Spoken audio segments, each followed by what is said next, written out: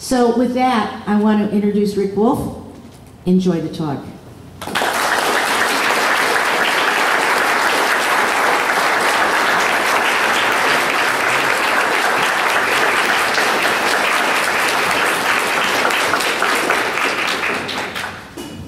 Thank you all for coming. Can you all hear what I'm saying? Good. I want to thank the Carpenters Union for making this space available to us. It makes me feel very, very good to see a cooperation between a community radio station and a trade union. That's something that once existed in the United States. Alliances between labor unions and many other community groups, because they recognized that each of them would be stronger through the alliance with the other one. And if we're relearning that lesson now, it's very good for us. And I could not be happier if I can help develop that kind of solidarity once again. All right, my job is to talk to you a little bit about the economic situation we face, why it is the way it is, where it's going, and what it means to you. But before I jump into that, two things. First, a request. Some of the things I'm about to explain to you are going to get you upset. I want you to remember that I'm just the messenger. I didn't cause the things I'm going to describe to you, and so I'm urging you to remember that it is not appropriate to shoot the messenger just because you don't like the message. Okay? The second thing is actually to begin by telling you what I did last night. Last night I spoke at a place called Truman State University, about 3 hours north of here in Kirksville, small town in a county that went overwhelmingly for Mr. Trump. They have a speaker series. They invited me to come there. The auditorium they selected holds about 240 people, and 250 came. There were no seats left. The people were standing around. About 250, 255 folks came. The overwhelming majority of them, I would say, were between 18 and 25 years of age.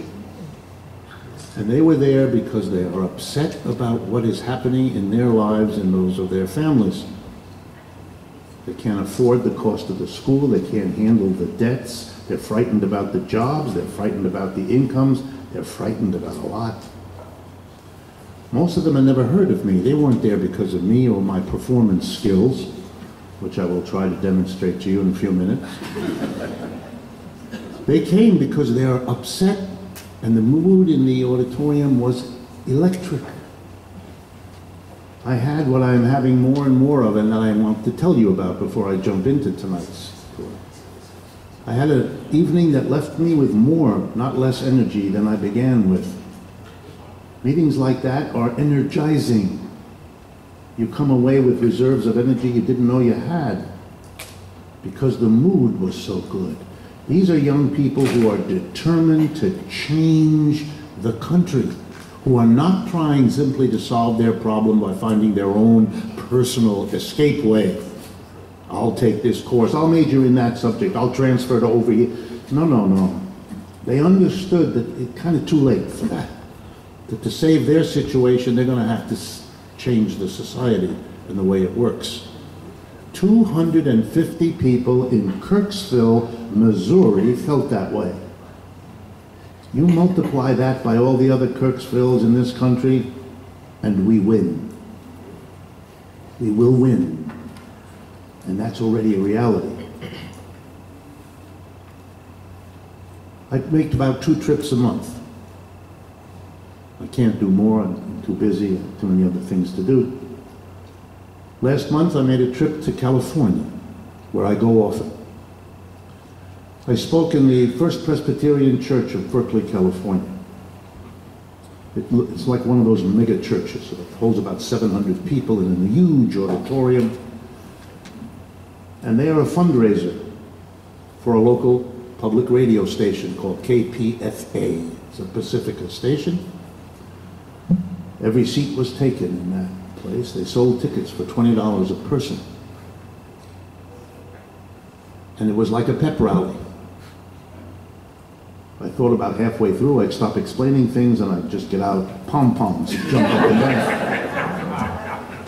Because people were so determined to do something, it was, again, electric. 4 days later, I went north of San Francisco to a place called Rohnert Park. Some of you may have heard of it. It is the home of a place called the Sonoma State University, part of the California state system. There I was, the resident scholar, at the invitation of the president of the university, with whom I had dinner before my talk.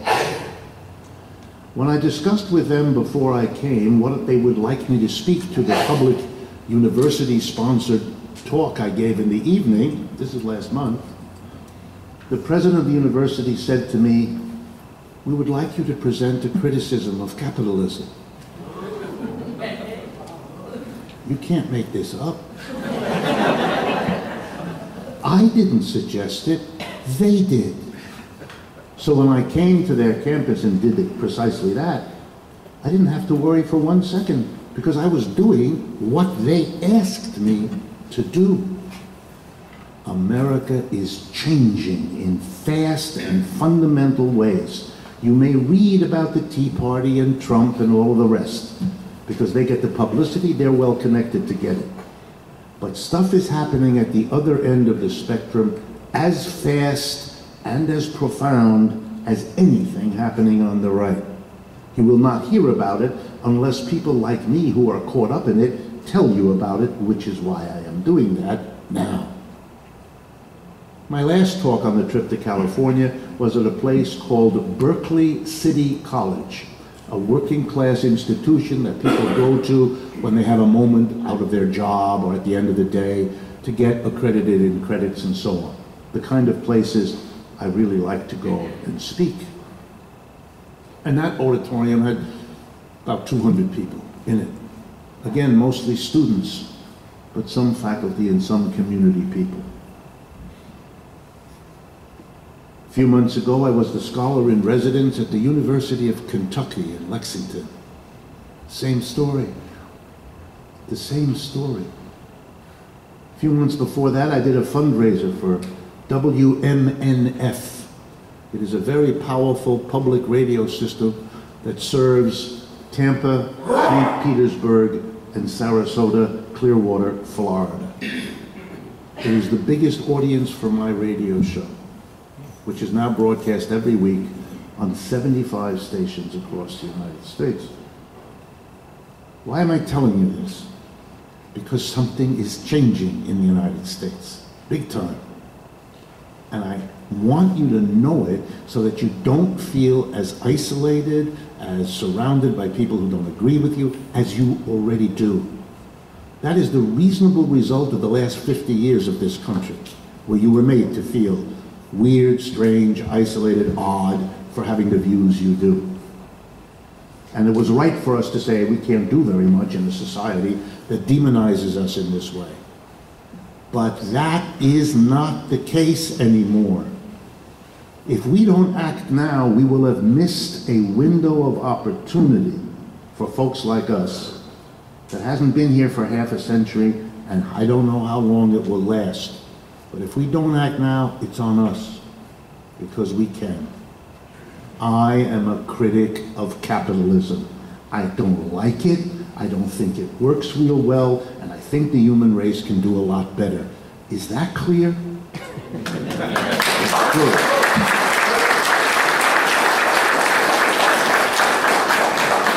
And wherever I go and I explain that, I get warm, enthusiastic receptions, just like I did from the 255 people in Kirksville, Missouri last night. You are not alone, you are not isolated, you are not small. And if you feel that way, you're doing the work of the people who want us not to succeed. Don't let them color your perception.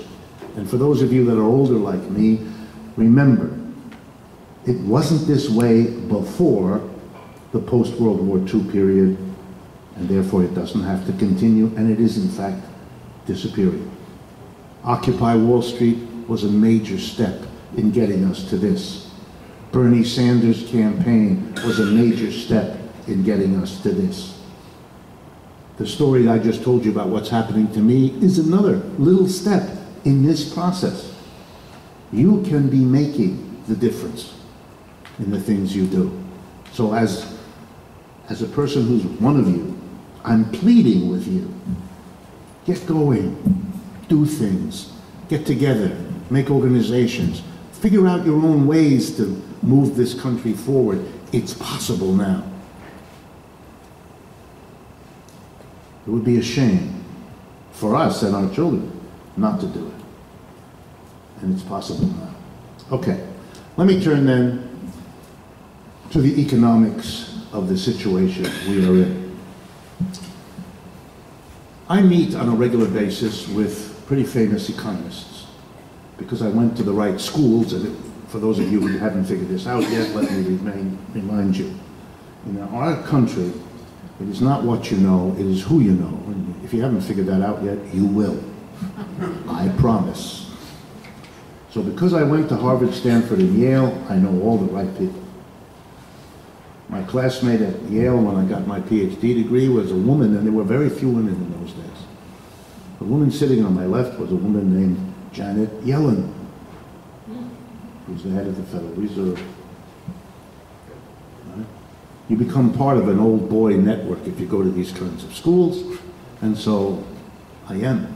And I meet with some of my friends in New York City who are hedge fund managers or bankers or whatever, and we don't agree how the country got into this mess, and we don't agree how the country should get out. But we actually discovered over the last couple of years that we do agree on something, which we were all surprised about. Here's what we agree on.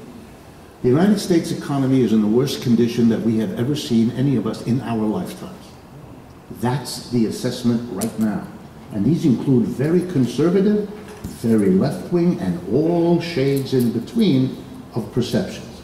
So when you hear that we are engaged in an economy that is recovering, you are listening to the wrong program. You are listening to the kind of program which, if I upset you today, you should return to in the evening TV news, and you will no longer be bothered. In a world of recovery, and it's all a mirage. There is nothing like that. Capitalism, global capitalism, collapsed in the last 4 months of 2008. In those months, there were hysterical meetings in New York City among bankers, Federal Reserve officials, and a whole host of others, desperate to try to figure out how to stop the disintegration of the American economy, which was understood to mean not just the banks fall apart, which they did, not just the insurance industry dissolve, which it did, but that the regular day-to-day life would stop. The milk wouldn't be delivered, the eggs wouldn't be delivered, the buses wouldn't run, the trains would stop, that kind of a breakdown. We were that close. That kind of a collapse was never supposed to happen. We were supposed to have learned from the great crash of the 1930s how to make sure that didn't happen again. We had learned monetary policy and fiscal policy and what the Federal Reserve should do and what the government should do in deficit spending and all of these wonderful tools which would not give us this crash again. Every president, starting with Franklin Roosevelt, made the same promise. If you do what I propose to be done, not only will I get you out of the current economic downturn, but I will make sure by these policies that we never have such a downturn again. Every president promised it. No president ever delivered it. The promise was false, and the proof of it was the collapse of 2008. But for those of you that like statistics, between the end of the Great Depression in 1941 and the beginning of the crash of 2008, we had 11 more economic downturns. Capitalism has a downturn every 4 to 7 years, wherever it exists, and it always has. For those of you who've heard the following joke, bear with me.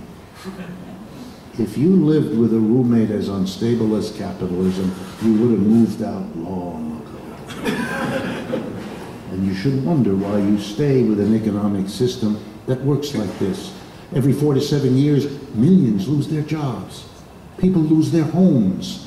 Careers are interrupted. School educational processes are interrupted. Debts are Why do we do this to ourselves? Why do we permit such an economic system that is so fundamentally unstable? And you know, capitalists have tried to fix that. They've tried to come up with plans and procedures. That's why every president promised it, to prevent it, to stop it, to limit it. There's a whole school of economics that's taught in places like, UMKC. It's called Keynesian economics, after Lord John Keynes in England, who developed this theory in the 1930s of how the government could and should intervene to make sure we don't have crises. Very sophisticated, good professors. They teach it all. It just doesn't work. Which is why we had a crash in 2008. We can't control this system's instability, which you would think in a rational population ought to make people say, if there's a system that has an awful quality that hurts us and we don't want, maybe we should think about, get ready, another system. Maybe we should change it. Maybe. So it crashed in 2008. And what was the thing that was done? It's amazing if you go over it. The banks and big businesses who had made a regular, enjoyable activity of explaining to the American people, you and me, how private enterprise is the engine of progress, and how the government is a fat, overloaded, inefficient, private is good and public. What happened in the autumn of 2008? All those people sang a new song. They all rushed to Washington begging the government that they had denounced to save them from extinction. Let's go over. Every single major money center bank, Bank of America, Wells Fargo, were bankrupt. They could not function. They could not function. The largest automobile company in this country could not function, General Motors. The largest insurance company in the United States and indeed in the world, AIG Corporation, could not function. The government bailed them all out, saved them from collapse. Oh yes, they thought for a while they wouldn't have to. So they let one of them die, called Lehman Brothers. They let it go. And the effect of that was so terrifying that they bailed every other one out right afterwards. They took a lot of, ready, your money to bail them out.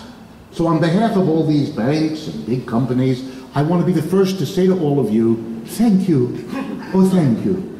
Thank you so much for bailing us out after we've explained that you, the public, the government, are inefficient crumble-bums who we barely tolerate. We private, efficient enterprises.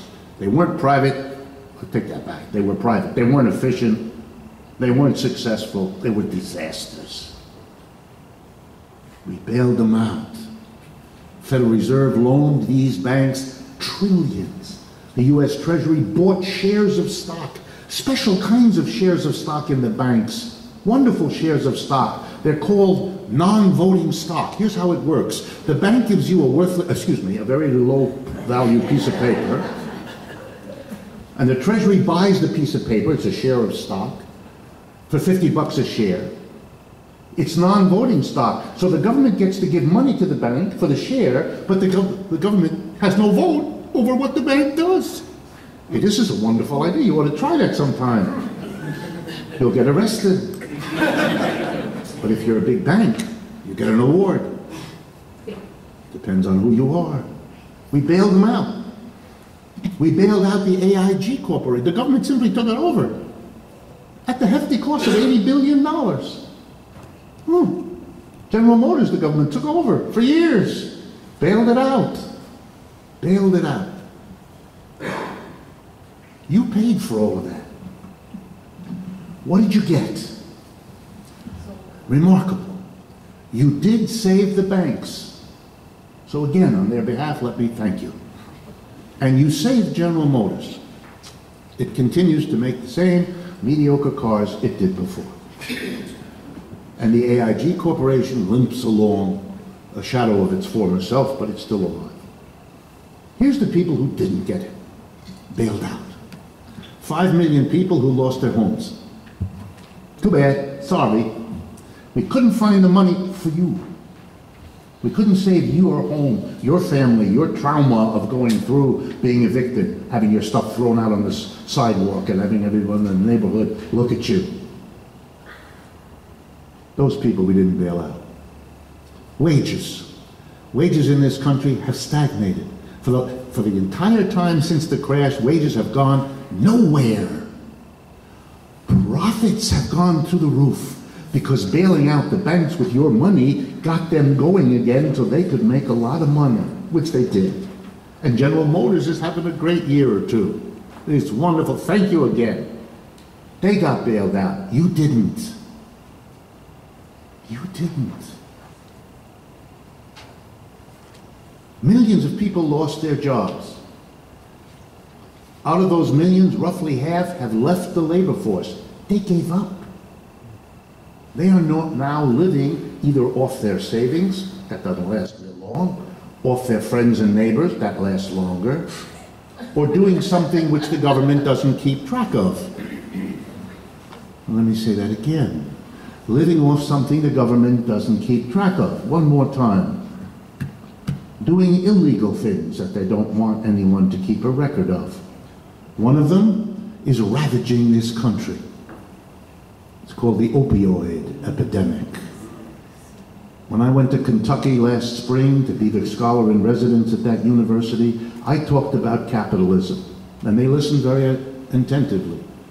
But when it was over and I said, well, what are you folks excited about? They said, heroin. It's killing us.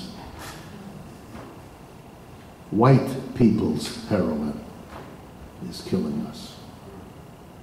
Because in these parts of the country, it's white people who, for the first time, are experiencing a level of epidemic that has already decimated other communities at other times. The other half of the people who were once unemployed, those who didn't leave the labor force, have come back in the labor force. That's what you hear about. The unemployment rate is down. Here's the detail. The jobs, they're terrible. They're jobs without benefits, they're jobs without security, they're jobs without any hope. The jobs lost had those things. The jobs that replaced them don't. You know what that's called? A decline in the standard of living. Which means that the people who went back to work paid the price of a decline in their standard of living. Here's a little story for you. I live in Manhattan. Around the corner from me in Manhattan is a Starbucks. That doesn't make me unique because around the corner in every block in Manhattan is a Starbucks. It looks, tastes, and smells exactly like every other one. That's because Americans are deeply committed to individuality. Right? Think about it. Every Starbucks looks the same, every McDonald's looks the same, every Burger King looks the same, every Pizza Hut looks the same. You get it? We are a country of rugged individualism. Heaven forbid someone would make something different. So I'm sitting there having my morning coffee one day, and a young woman, I would guess 20 years old, maybe 21, comes in. She's shy, she's a little nervous. She goes up to the counter where a young black American, African American is making, working there making coffees. And he's very sweet to her, and he says, what kind of coffee would you like? And kind of stammering, I'm sitting there, so I overhear it all. She doesn't want a coffee, she would like an application form. She'd like to get a job. And he looks at her with a kind of sweetness, and he says to her, look, do you mind my asking, do you have a bachelor's degree? Do you have a BA degree from college?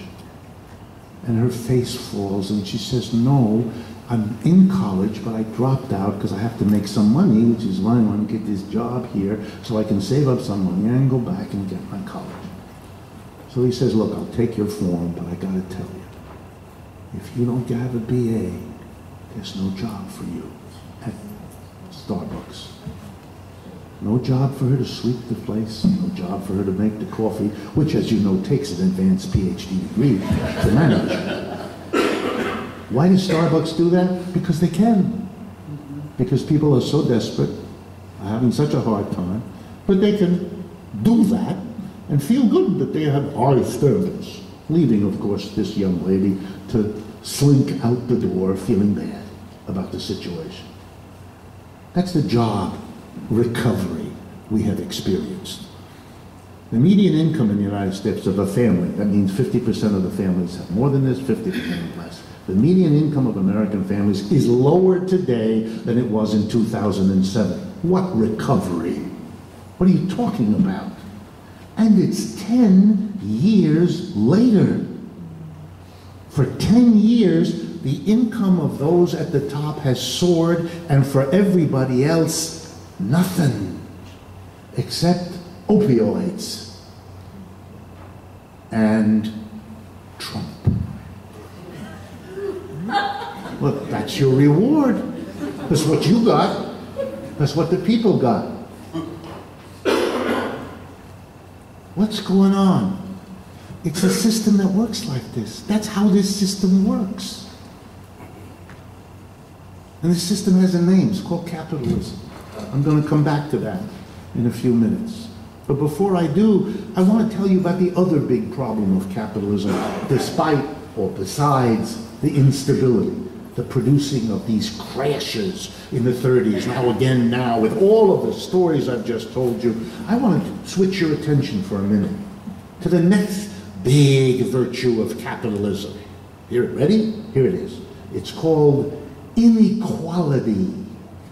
Inequality. Let me drive home to you, if you're not familiar with it, with a couple of statistics. I won't bore you with a lot, just a couple. The economists don't know how to talk without statistics. It's a congenital defect. Okay? The best agency in the world that keeps records of inequality all over the world is called Oxfam. Some of you have heard of it. It's a famous old British institution in England that studies and issues reports. It's been doing it for decades. Very famous. Everybody in the world uses it. So they issue a report every February on world inequality. So let's see. Here's the statistic you can take away. The 68 richest people on the planet, 68. Number one, by the way, Bill Gates. Most of these 68 are Americans. Not all, not by a long shot, but most, more are Americans than any other nationality. Although you'll be surprised at how many Chinese people are entering these ranks. But for the moment, it's mostly an American phenomenon. Has names like Bill Gates and Warren Buffett and folks like that. Okay, the 68 richest people have together, if you add up the wealth each of them has into one big pile, the 68 richest people have the same, a bit more wealth than the bottom half of the population of this planet. That's 3.5 billion people. Okay, I assume in this room there are people with moral and religious commitments. They fancy themselves good Christians, good whatever. You want, someday, I need to have explained to me how you square that kind of a commitment with the number I just gave you. 68 people have more wealth than 3.5 billion. And let's remember two things. One, the 3.5 billion are the 3.5 the poor, half of the human race. Those are the people who die early of diseases they don't need to die of. Who have bad housing, bad education, bad fill in the blank. They suffer. They suffer a lot because they're poor. And then there are 68 people who have more wealth than they do. Here's something to think about. If we cut the wealth of those 68 in half, they'd still be the 68 richest people in the world. But we would have half their wealth to really make a difference in the lives of 3.5 billion of our fellow human beings. You want to square that with your religion? Please?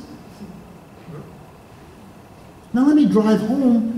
What I mean, I kind of know these numbers are hard. I'm going to stay with Bill Gates. I have nothing against Bill Gates. I've never met Bill Gates. I'm sure he's very nice and pets his dog. I'm sure. If he has a dog. If not, he pets something else. Bill Gates has about $80 billion. And I thought you might be interested in what that means, in case you've never thought about it. Here's what people with that kind of money do. They hire an enterprise, or a group of them, to manage their money because they don't know how to do it, they're not interested in doing it, and it's boring. The entity they hire in New York City usually is called a hedge fund. That's what it does. It takes the money of very wealthy institutions or people and it invests it for them. And a typical hedge fund today in New York, if it were approached by Bill Gates, would say to him, we'll make you a clean net, after taxes and so on, 5%. They would probably offer more, but 5% is easily okay. So let's do the math. 80 billion roughly, 5%. Works out, I mean, these numbers are rough, I did the arithmetic exactly, so stay with me on this. That works out to, get ready, $82 million a week. That's why Bill Gates does not buy lottery tickets. He doesn't have to. He wins the lottery every week anyway, without buying any tickets. Buying tickets is for people who don't know better, like you and me, who really don't buy them to win anything. We buy them for the few hours of fantasy when we imagine what we might do if we won, which is all we're ever going to get out of buying that ticket. He doesn't need a ticket, does he? $82 million a week. What in the world is going on? That is the fruit of the capitalist system. This is a system that produces that kind of wealth concentrated in a tiny number of people. You know where you have to go in history to get back to this kind of a level? The ancient pharaohs of Egypt. That's how much progress we've made in the intervening thousands of years. We wended our way back to that level of inequality. You know, some king embalmed in a tomb that was built by 80,000 slaves slugging bricks and stones up, and we can visit the pyramids to see what's left. What kind of an economic system is this? Why do we permit this? That's what capitalism delivers us, instability and inequality. What are we doing? Either the instability or the inequality alone should make us question this system. The two together, that's a slam dunk. We ought to be able as a nation to ask and answer the question, can't we do better than capitalism? We can't do better than this. Of course we can. Before I tell you how I think we're going to do it, let me tell you how some Americans you might not know about tried. So you don't think we're the first ones to come up with this idea, or the first ones to try. And if what I'm about to tell you, you are not aware of, like for example, you might not have been aware of what Bill Gates is doing, earning $82 million a week. Of course he's a billionaire. What the hell is he going to do with all of that? How many mansions do you want to buy? 420 yachts every 15 feet? What? So he just accumulates it, and he gets more and more and more. It's like a lunatic. The system makes lunatics out of us. Well, here's an example of somebody who said something has to be done. His name is Franklin Roosevelt, President of the United States, the most popular president we ever had. He was re-elected 4 times. Elected 4 times, re-elected 3 times. The only president. So frightened were the Republicans by the endless re-election of Mr. Roosevelt that they passed a law when he died to make nobody have more than 2 terms, which is why we have that law. No other president got anywhere close to such a record. In 1944, he's president at the time, Mr. Roosevelt sends his State of the Union message early in the year to the Congress, saying, I'd like you to pass the following legislation, which is what State of the Union messages usually do.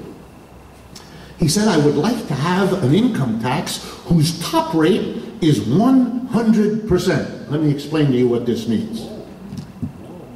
every dollar that an American gets, this is President, message to Congress, every dollar that an American gets over $25,000 a year, the government will tax them at the rate of 100%, which means every dollar over $25,000 you earn, you don't get any of it. The government gets it and uses it to help the mass of people. In today's money, it would be about $400,000 a year. That's what you can get. After that, no more. You're done. You'll just have to struggle with that. He sent this message to the Congress. I hope you'll be surprised when I tell you that the Republicans went ballistic. That's when they learned that skill. They've honed it ever since. They went ballistic. And when the dust cleared and the Democrats gave their boring speeches and Republicans repeated theirs, a compromise was reached which the president signed. The law of the United States was every dollar over $25,000 that an American gets, he keeps, ready? 6 cents. The other 94 cents went to Washington. Is this what happened in a communist country? No. Our country. Not ancient history. And if you never knew that, then that tells you something about your education. Doesn't it? Wow. There was an attempt to do something. An attempt to do something. Wow. Do you know what the income tax rate on corporations was under Roosevelt? Went up sky high. 60, 50, 70%. He taxed rich people. He taxed corporations. And guess what he did with it? He used it to create the Social Security system. We never had that before. How many of you don't know that? In the depths of the Depression, when the government had absolutely no money because millions of people were unemployed and not paying any taxes, and millions of businesses had gone out of business, they weren't paying any taxes, the government had no money, and it said, as of tomorrow, I'm going to give everybody who's 65 years of age or older a check for the rest of their life. No money, and he could do it. It's like the opposite of Kansas with a lot of money, don't do anything. Right? I don't mean to pick out anybody, you know, with a brown back or anything like that. Thank you. But in that moment, Mr. Roosevelt said, you know, he got on kind of a tear. And after he created unemployment, after he created the Social Security, he created the unemployment system. We never had that before either, folks. There was no federal unemployment insurance. He said, I am going to give every unemployed worker a check every week for years to help them through a hard time. The government that had no money. And then the best part. If the private sector either cannot or will not provide work for the millions of Americans who are out of work and want a job, well then, said Mr. Roosevelt, I will. It's my job. If we got private sector, I'll do it. And between 34 and 41, he created and filled about 15 million jobs. Producing, by the way, little details like the national parks that some of you enjoy visiting. The first ecological reclamation projects of the agricultural adjustment business that was passed. Wonderful. For you that don't know it, the WPA. How many of you know a little bit about that? All over the United States. Unemployed artists and sculptors and singers and people with any kind of artistic or craft skill were told, if you're unemployed, come here, the government will hire you. And put together teams of people who would then be sent all over the country to little towns and villages who had no cultural programs that they could afford. They would now be visited by a troupe of professionals who had been hired by the government. It was the greatest distribution of cultural assets to the American people we've ever had. We never had anything like it before. And we had nothing like it since, unless you want to count television. Wow, what a creative thing. And how did the government pay for Social Security, unemployment compensation, and 15 million people who had a job and therefore income and therefore could make their mortgage payment and keep their house? Government had no money. You know how Roosevelt got the money? He went to the rich people and he said, you're going to give it to me. I'm going to charge you taxes up the wazoo, and you're going to give it to me. And here's why you're going to give it to me. Because if you don't, the trade union movement and the Communist Party and the Socialist Party are going to take your wealth away from you. So you better give me a part of it, because that's the price of not losing all of it. And Mr. Roosevelt said, "Could you say that again?" And they repeated it to him. And for those of you who don't know, in the 1930s and 40s, there was a very powerful alliance of the union movement and the communists and the socialists. Big one, very successful. The unions organized something called the CIO, the Congress of Industrial Organization, the most successful union organizing drive in the history of the United States. Again, we've never had anything like it before. We've never had anything like it since. And that was helped by the communists and the socialists. Two socialist parties, one communist party that worked closely with the labor unions and did all of that, including big things here in St. Louis and Kansas City, as in all American basic cities. Part of our history. And if you don't know about it, you got a problem with how our history is taught to us, or rather, not taught to us. Was Mr. Roosevelt able to tax them? Did they prevent him? Did it cost Mr. Roosevelt his career the way a politician today would say, "Oh, I'd love to do that, but I would never survive"? He's the most successful president in American history. Let me repeat that.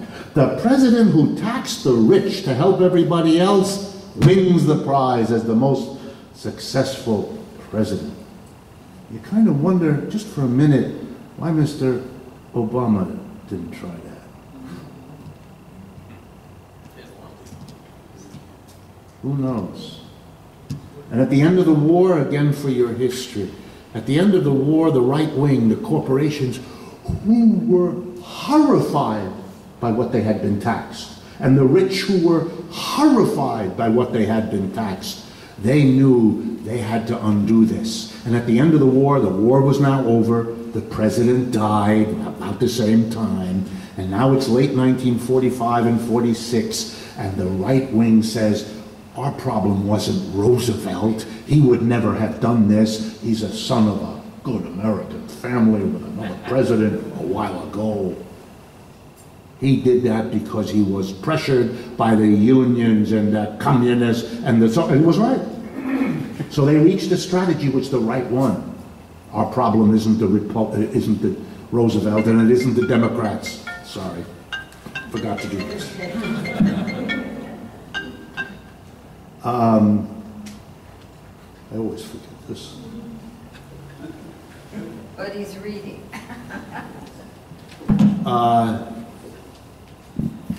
We have to get rid of those people.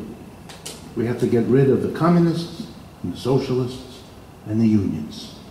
And they went to work to do that. It began by picking the weakest link in that alliance, and that was the communists. They had to be re-described to the American people. They weren't the militants who helped build that union movement. They were agents of a foreign, scary power, the communism, Russia, all that. And we crushed them very effectively. Then we went around, the government did this with the help of private industry. We went around America and we taught the American people that, you know, the socialists, they're really like the communists, they just spell it differently. But I'm serious. All my life, when I teach in the university and I begin to explain socialism and communism, I used to discover this enormously weird thing, that for my students, communist, socialist, Marxist, anarchist, it's all the same. It's just spelled differently. If you go to any European country, people understand the difference between them as like the difference between green and blue, or yellow and white, or Monday and Friday. But Americans, at first I thought Americans are stupid. Not at all. That was our history. We destroyed that. We made Americans think that if a left-wing effort is made to get you to go to a meeting or to do something, you should back away. It's gonna cost you. We are still humbled by that. That's why Americans who believe the way so many of us do don't do anything because we're scared. We don't admit it, we don't understand. It comes from that period of history, and it has sunk real deep into the American psyche. That's our history, folks. And because we got rid of the left, we live in a capitalism whose instability and inequality are an affront to what we believe in, to our morality, to our religious commitments, and to the safety of our own lives and our future. And even that we could have tolerated, except one more thing. One more thing. In the 1970s, American capitalists, feeling quite powerful, they had destroyed the communists, destroyed the socialists, and the labor movement has been, as I assume you all know, on a 50-year decline, losing members and influence every year for 50 years. That's the truth. So none of it's there. So the capitalists in 1970 decided to do something to make a lot more money. You're living with that. Here we go. One, they looked around the United States and said, you know, we've had a 100-year struggle with American workers. And over that time, because of unions, they pushed up the wages. And American workers get paid pretty well, 1970s. But we don't have to do that anymore.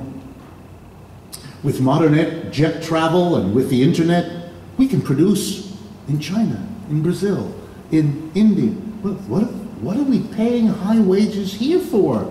We can produce there. The minimum wage in Bangladesh today for a garment worker, ready? $50 a month. That's, by the way, why your underpants are the price they are. What it is. So capitalists began to leave. They're going to go where they can make more money. That's it. The second thing they discovered was a way to make more money was to bring, ready, cheap workers here. If it didn't work to put the factory out there, bring them here and pay them nothing. Preferably if they don't have documents, because then they're scared to death and they have to accept anything you do because they can't go to the police to complain. Bring them in, quick. And the third thing, now that the unions are broken, automate. Develop the computer, develop the robots. So the American working class, living in a capitalism that subjects them to instability and inequality, had another whack in the face. Job loss, because the companies leave. Wage pressure downward, immigrants coming in that are desperate and needy, and being replaced by automation. It's too much. And as a result, your wages go nowhere. And as a result, your organizations are weak. Why are American working class people loyal to a system that has treated them this way? It makes no sense. You don't need to be an ideologue. You explain this, I explain this to the American people, and they get it. No problem at all. What remains, and the final part of what I have to tell you, what remains in my audiences, huge and multiple as they are, I've only given you a smattering of what I've been doing. The big question is, what can we do? What can we do about all this? How do you solve? Where do you even begin? So let me answer. There's something common to all of these things that is the problem we can solve. Who makes the decision, for example, to replace a worker with a machine, to move a factory from St. Louis to Shanghai, to take the bulk of the profits made by a group of workers and give them to a tiny number of people to create incredible wealth?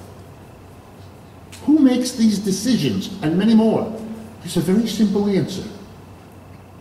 It's called the board of directors and the major shareholders of every corporation. That's who makes the decision. Let me remind you, for those of you not familiar with how capitalist business works.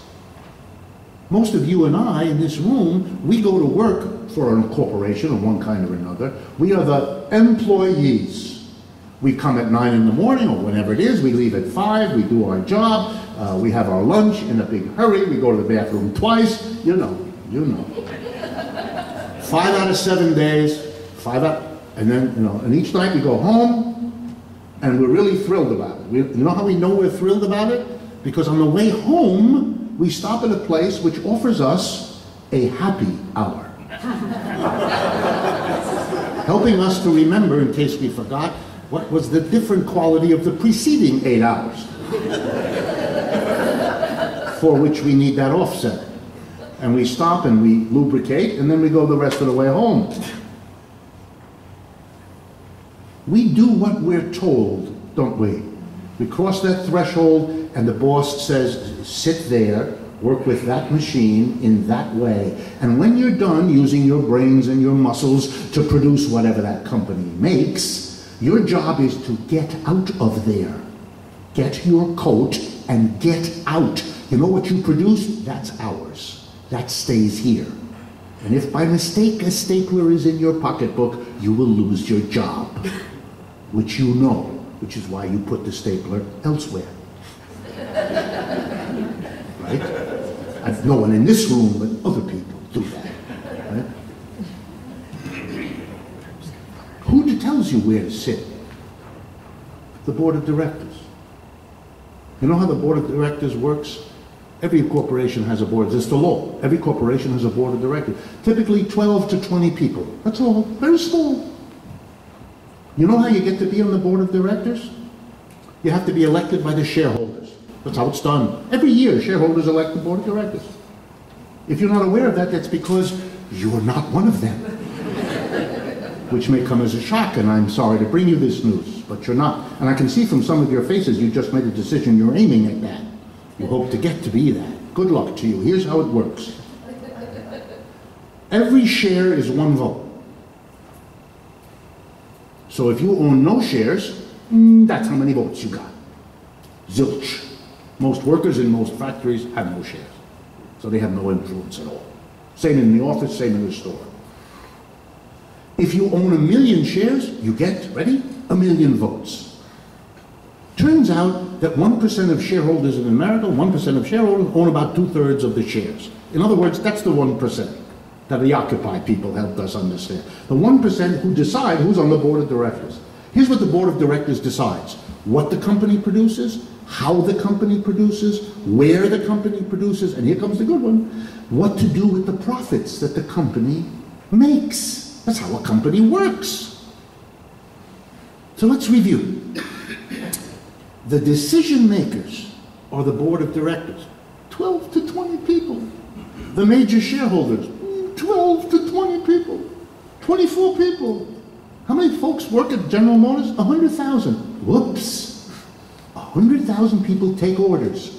100,000 people live with the results of decisions over which they have no authority whatsoever.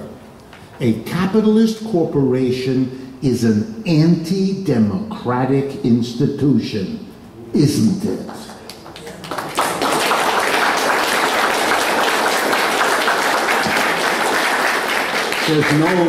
There's no way out of this. It may come as a troubling thought to some of you, but there it is, staring you right in the face. And you accept it.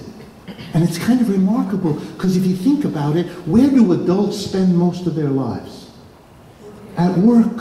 5 out of 7 days, the best hours of the day, and if you're not working, you know, you're getting dressed and ready to go to work, or you're recuperating from work, or you're drinking as much beer as possible to get ready for the next day's work, all of that, all of that.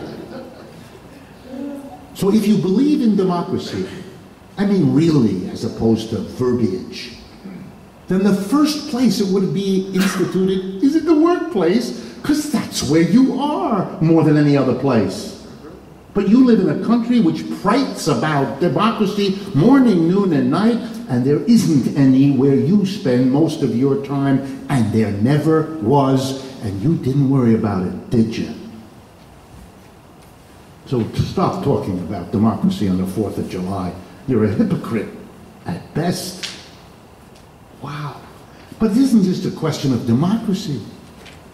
Corporations decide, let's see, we've been making shirts and blouses and pants and socks here in St. Louis, but we're paying workers whatever. We're moving to Bangladesh, where we pay workers next to nothing. We're going to make a fortune. We'll sell the socks at maybe a little less than we used to, but the cost is way less, and we pick up the difference. There's no higher math here. And so they do something interesting. They move the factory. This has a lot of interesting effects. It wipes out 5,000 families in St. Louis who don't have a job anymore. The factory's gone, you're done, the neighborhood falls apart, the children have no place to play. You get the bit. You all know it's just a few miles from here. You can see it all. And you've been seeing it for decades, haven't you? But here's some more things that are results. When you produce socks in Bangladesh that you're wearing, you all know those socks have to come across the oceans, 10,000 miles from Bangladesh, which is about as far as you can get before you start turning around and coming back the other way. That means ships do something. What do? They dump crap in the water. They burn fossil fuels and foul the air. The pollution problem we have has been exacerbated because boards of directors could make more profit by making socks over there. And guess why this never bothers them? Because they don't have any costs. They don't have to clean up the ocean. They don't have to compensate the people who got asthma because of breathing that crap, or who eat tainted fish who swim in that crap. They don't have to, so for them it's profit. The costs of it all, we get to live those. That's stupid, folks. We are stupid to permit such things. But we let them do that. We give them the power to move the factory.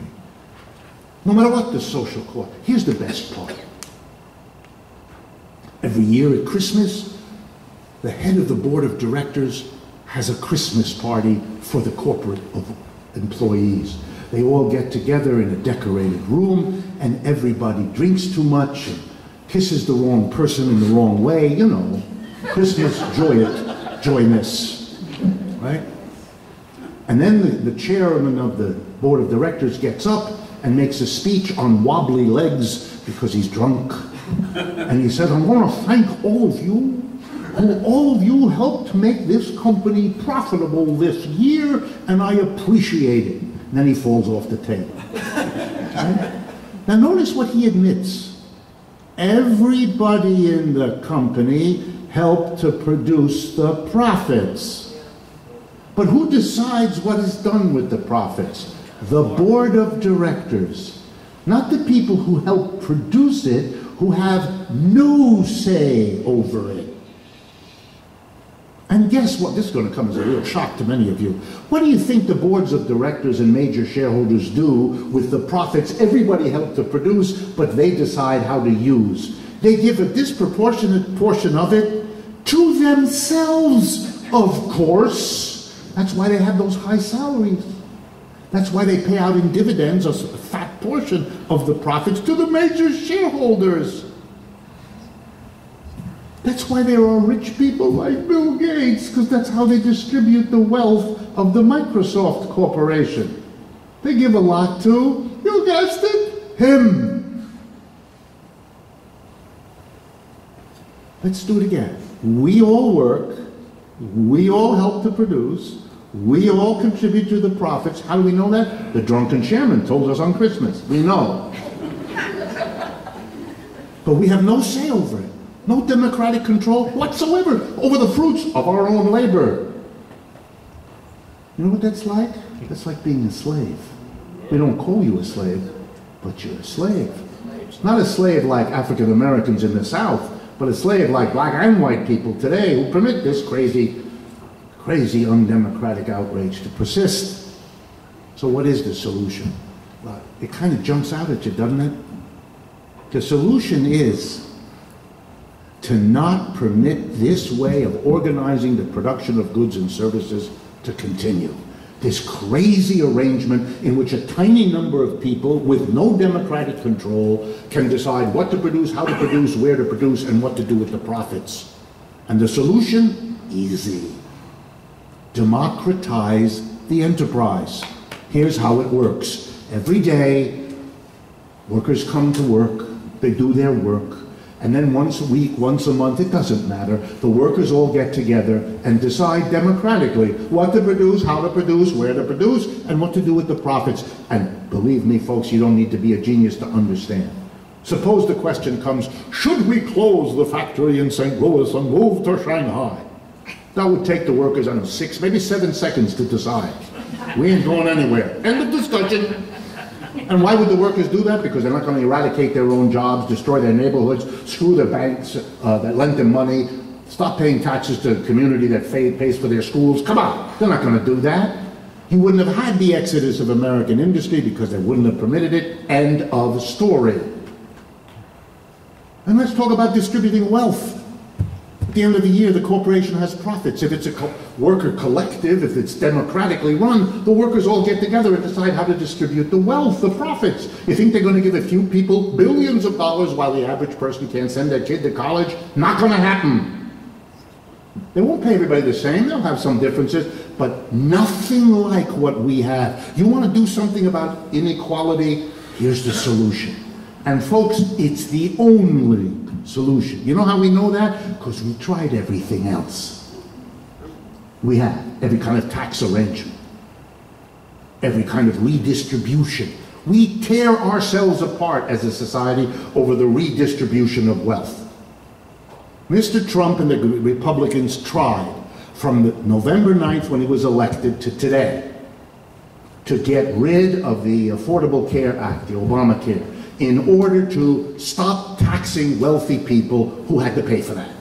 I don't know if you're aware of it, but the way that was paid for was by taxing people who earn over $200,000 a year, or couples that earn over $250,000.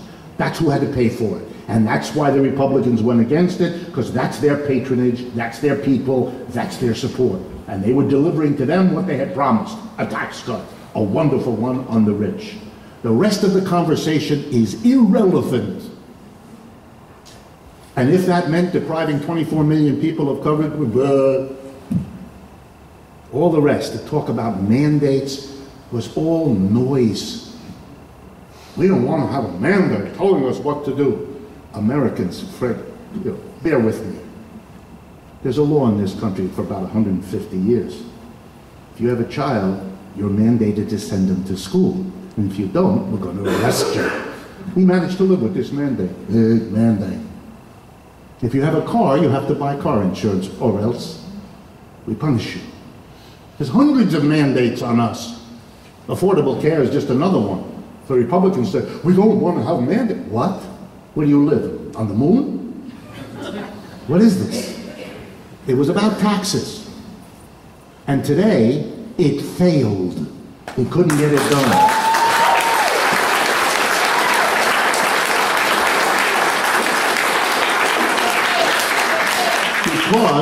In part because millions of Americans kind of began to understand something about this is maybe good for the taxes of the rich who don't need it, and it's going to be taken out of the hides of poor people with medical problems. You know, maybe the wind is changing.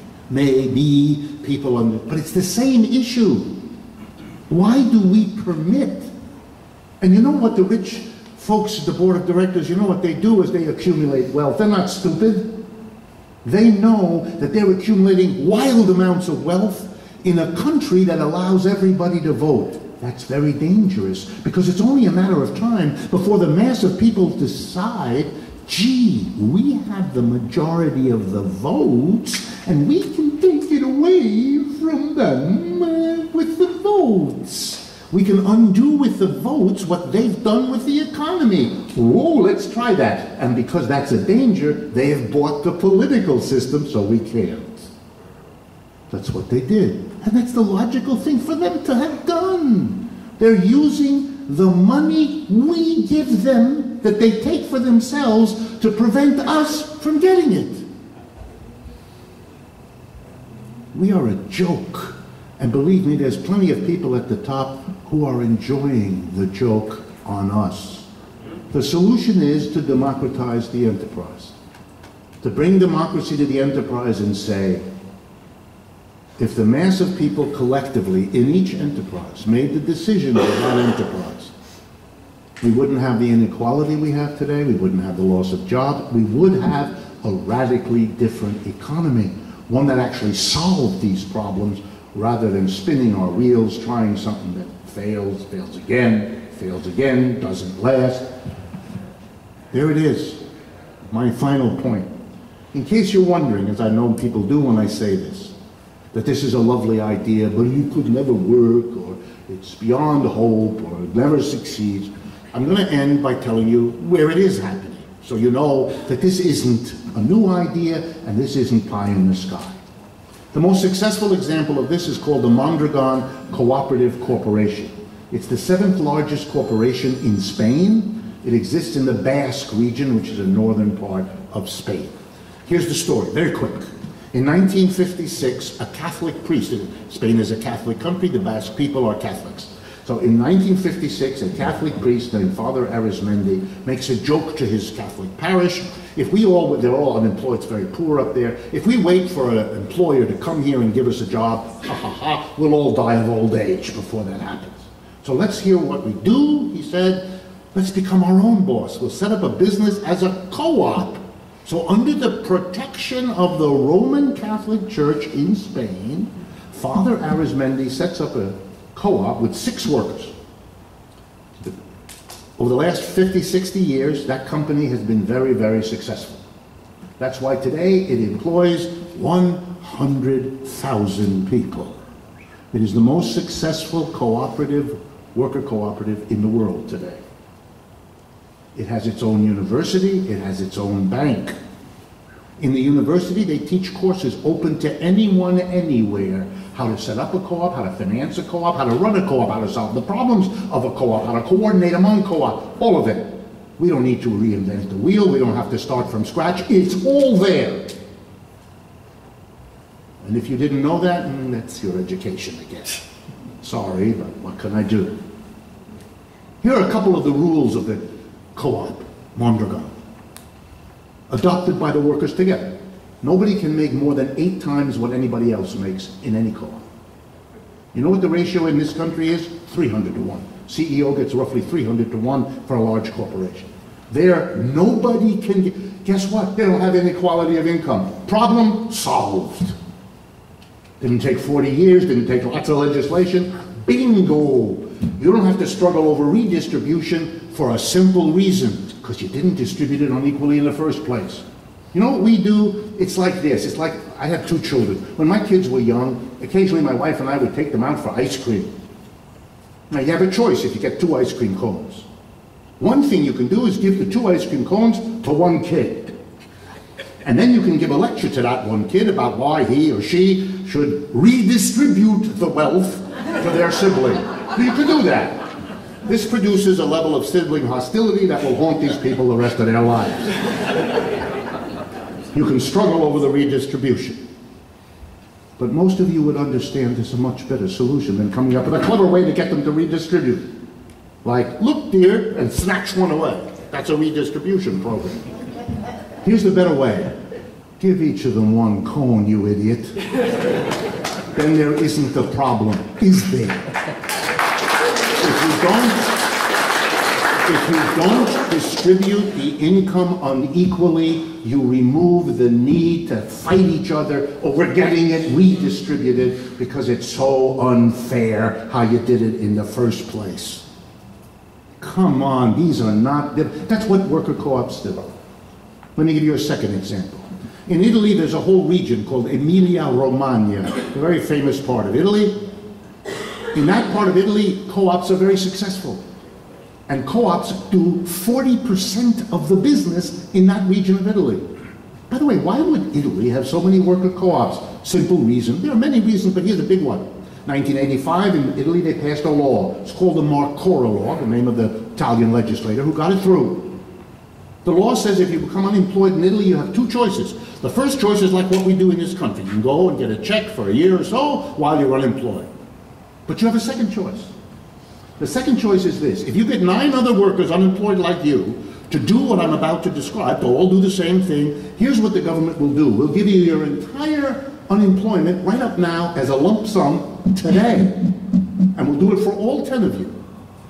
On one condition: you use that money that we give you as the startup capital for a worker co-op.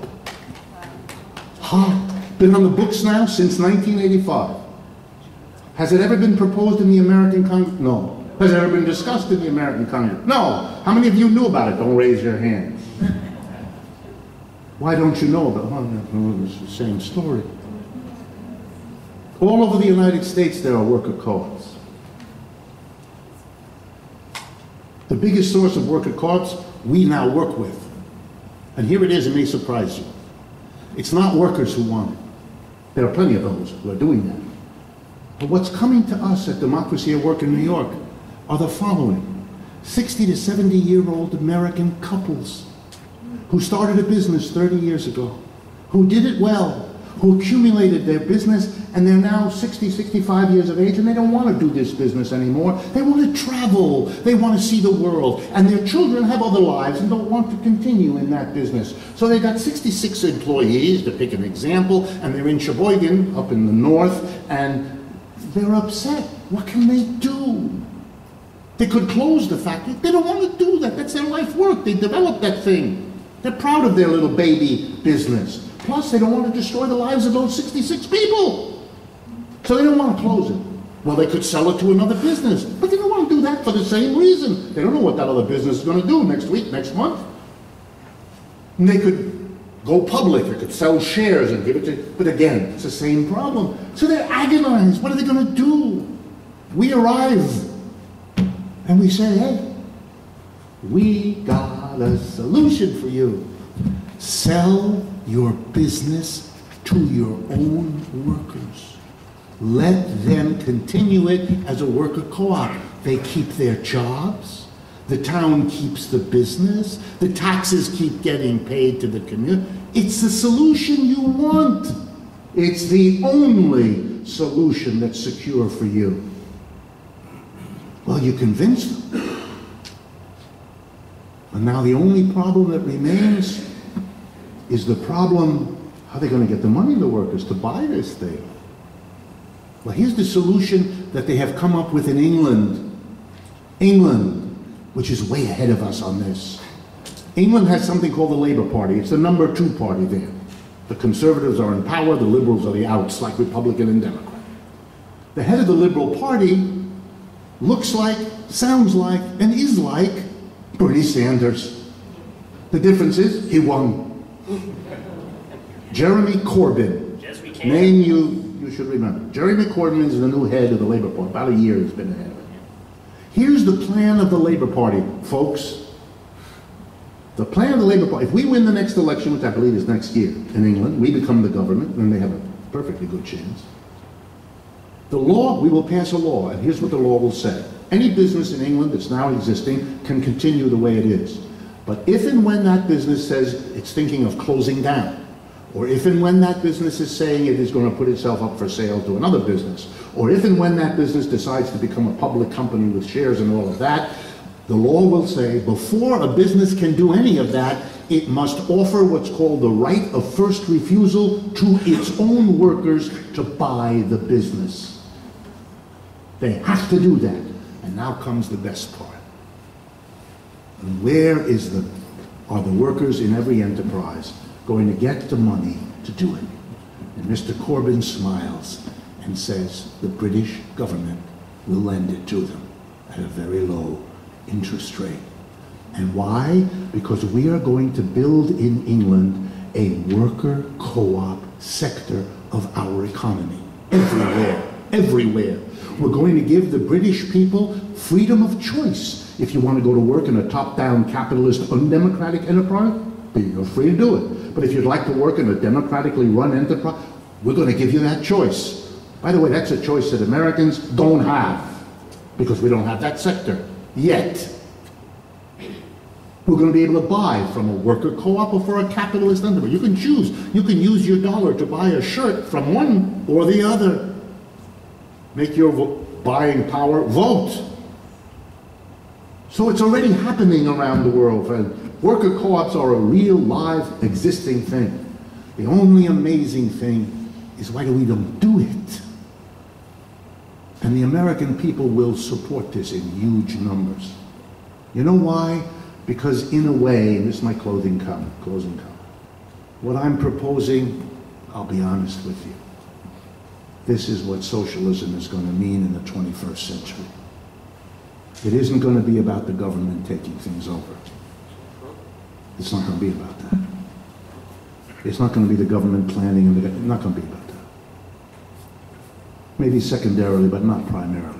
Primarily, it's going to be about a transformation in the daily work life of the American people. You're going to be a worker in a business you own and control in a democratic way with everybody else. And that's going to give you a better life. Everybody's going to have 2 job descriptions: the particular task you do and your role in running the enterprise. You're not going to have a choice, just like you don't have a choice. You want this job, you have to do these tasks. Well, you want this job, you have to do these tasks, which includes being a self-managed, self-directed worker enterprise. Wow. It's going to change all of us, our lives. We're not going to be as docile politically because we have practice every day in running our lives at work. We're not going to let other people do that in the community anymore either. And we're going to have the skills and the techniques to make decisions collectively. We're going to have a democracy that's real finally because we did what we were never willing to do before. Make the economic system as democratic as we would like the political system to be. That's going to be a demand for socialism that's going to surprise our conservative enemies. Because they're expecting an advocacy of socialism that's all about the government. We're going to fool them. This is an advocacy for socialism that comes from below, that begins where we all live our lives. And it will capture the American people with an enthusiasm of a socialism that means my life changes from tomorrow. I'm not waiting for the government to do it. I'm doing it, just like everybody else will be doing it. It's a vision and an image of a changing the society to make it stop being the unstable, unequal mess that we're in now. So we've done it. We've analyzed capitalism for its fundamental unacceptability, and we have offered a solution. And you know what that means? That means a level of maturity of the left in America. We've reached the ability to present clear, cogent critiques of the system and a clear, cogent alternative. That's all that we need to do. Now the task is go out there and recruit the people who share this vision. Will it be everybody? No, of course not. But it will be more than enough to move this country in directions no one has moved them for at least half a century. And again, this is now possible. That's why I have the nerve to say it to you in front of cameras that are going to repeat this everywhere. Do I look worried? I'm not. And I'm a cautious person. I would not be saying this to you if I thought it was dangerous. I'm not that courageous. But I've taken the chance. I'm the one the camera's on. All you have to do is go out there, think about this, and add your own component to making it happen. These can be incredibly, powerfully exciting times in the years ahead. And you can tell from my hair, I've been around a while. And I travel a lot, and I work hard. But I have to be honest with you in conclusion. And you could be able to tell it from looking at me. I'm having the time of my life. Thank you very much.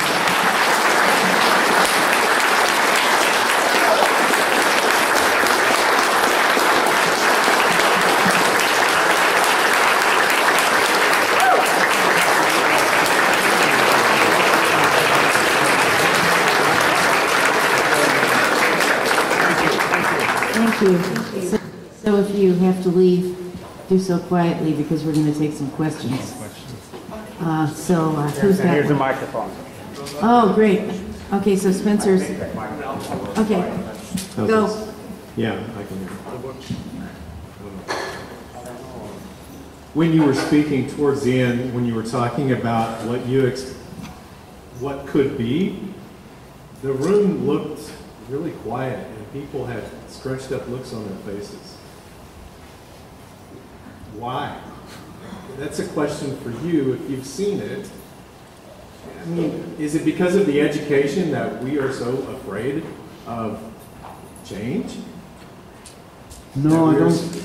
So afraid of corporations and, you know, the power of all this? I don't think we're so afraid of change, and I don't think we're so afraid of corporations. I think we're afraid of standing up and doing this. That's why I told the story about the crushing of the left after World War II. I think that's in our psyches, deeply down.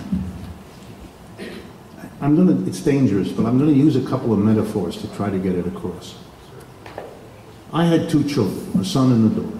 I have two children, a son and a daughter. And when my daughter reached puberty, like all parents, we began to wonder, how do we explain to her that sometimes the outfits she was getting on to go into the city got us nervous.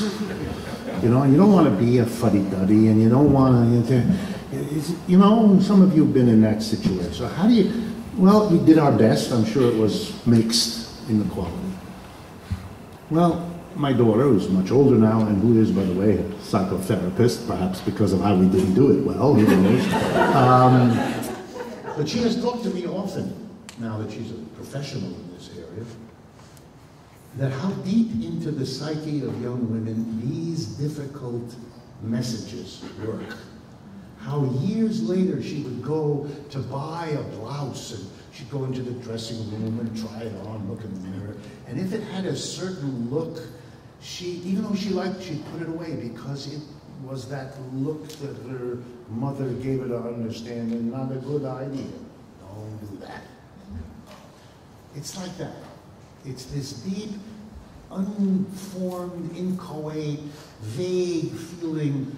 You know, there's these left-wing people and they're handing out a leaflet and they're calling for a meeting. And you know, I'm kind of interested, but you know, to go to a meeting and maybe somebody will see me, maybe someday somebody will remember that I was at that. And suddenly they don't go. They go bowling instead, or they watch TV, or they, you know, and they're not even aware. But it's a kind of anxiety. I'll be the only one. I'll stand out. I will be tarred with a brush. It's vague, but that's my sense. We have to overcome it. We have to get together and discover we are a lot stronger than we think. We are in less danger than we used to be. Look, we have a government right now that is spending a great deal of its time and money going and hunting down Muslims. Not us. People with a bomb in their shoe. Not us. We have space. We really do. And we have millions of people who want something. Millions of people decided that a man who accepted the label socialist, which was a death sentence for a political person for the last half century, Mr. Sanders, 13 million people of fellow Americans voted for him. They weren't upset by socialists. It's not what it was. That's why I work at that. It's not the way it was. I travel everywhere, all over the country. I've been doing it for 4 years. My meetings have the feeling and the spirit that they do tonight. I look at you, I've been a teacher all my life. I can see if I'm boring the audience or if they're all wondering when they can get the hell out of here, etc., etc. I can see, I know what I've got. I got people that are engaged with this. They may have crunched up faces, but they're thinking about it. I can see it. They've not left. You know, even those that are giggling, I can see they're giggling at the right moment. I'm getting it across. So I think it's this vague fear. I don't know how exactly you undo that. And remember, it's been sitting here for 40, 50 years. That's a long time. Your grandmother gave it to your mother, and your mother gave it to you, and your father, and your uncle, and every family has a story to tell about Uncle Louis over there and back in the 50s, and then he went and somebody said they saw him at a... These are stories that become part of the lore of every family. There they are. There they are. So that's my guess, sir. Okay, so if anyone's interested in forming worker co-ops, please let me know, or let someone at KKFI know and they'll let me know. We're looking for businesses. Already have city council people that are interested in promoting it, and also people with the star. And the second thing, if anyone wants to form a book club, let me know. I mean, after you've read the book and you want to talk to other people, we can coordinate this with KKFI also. Yes, good. And we'll help from New York City, and Democracy at Work will help work with Mike and others to help you do that, to build. That's what we're doing all over the country. We have, I should mention, Democracy at Work now has active groups in 15 cities across the United States. The most recent one, the addition in Phoenix, Arizona. But we have them in Los Angeles, and New York City, and San Francisco, Tampa, Florida, and all kinds of places where people are beginning to become active. You should be aware also that 2 city councils, one in Madison, Wisconsin, and one in New York City, have now allocated $2.5 million in New York, $5 million in Madison, Wisconsin, to help develop worker co-ops in those communities as part of the economic development of those cities. In fact, we're working on that all over the country. We're becoming a political advocacy forum to push for this kind of thing. And we have all the arguments that I've just kind of summarized for you as to why this is appropriate and why this is necessary. And I've appeared before city councils, and I've talked to congressmen and senators.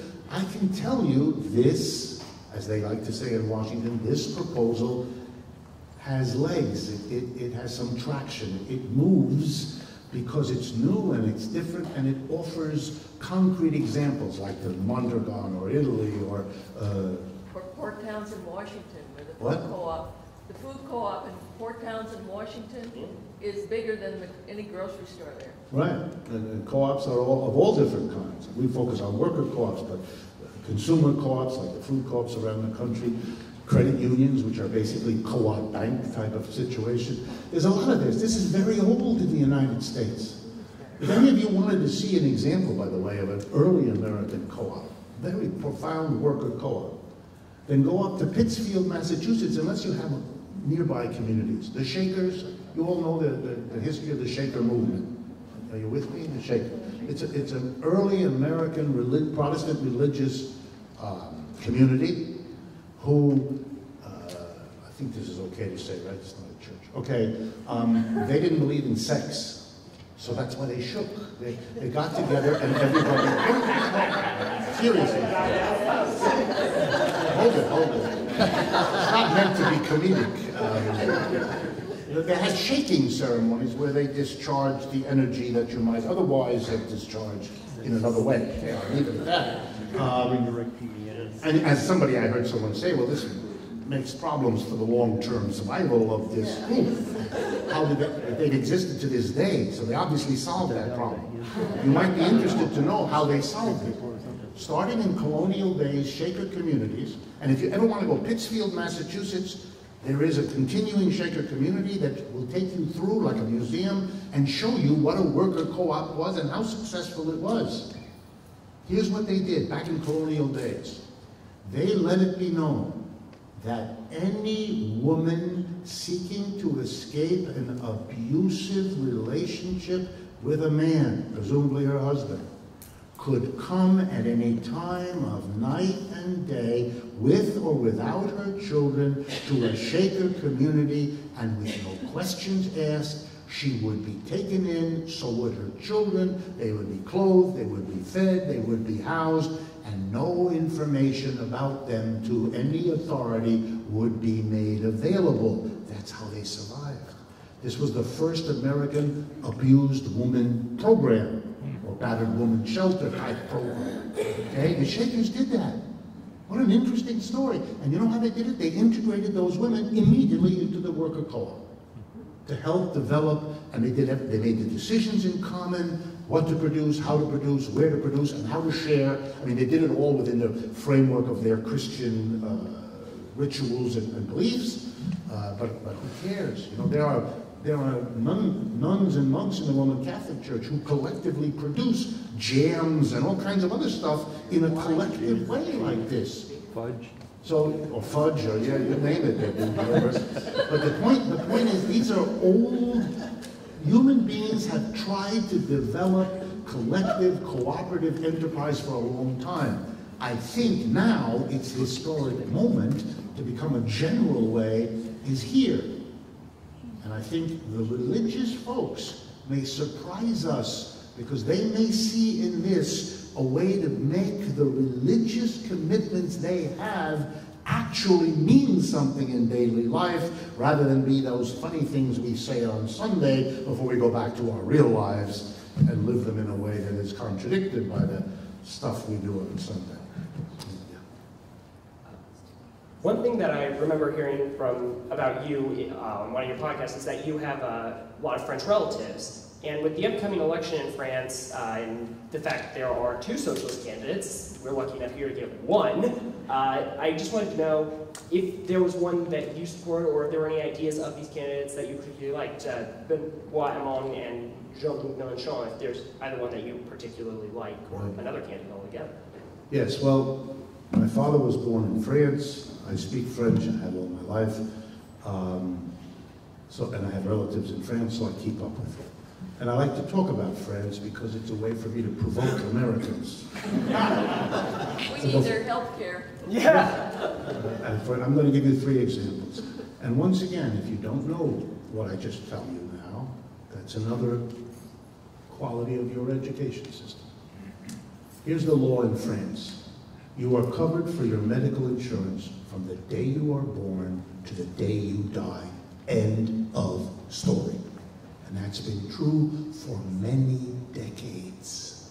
So what Americans can't figure out how to do, the French, and they're not the only ones in Europe, but most Europeans are like this, have solved.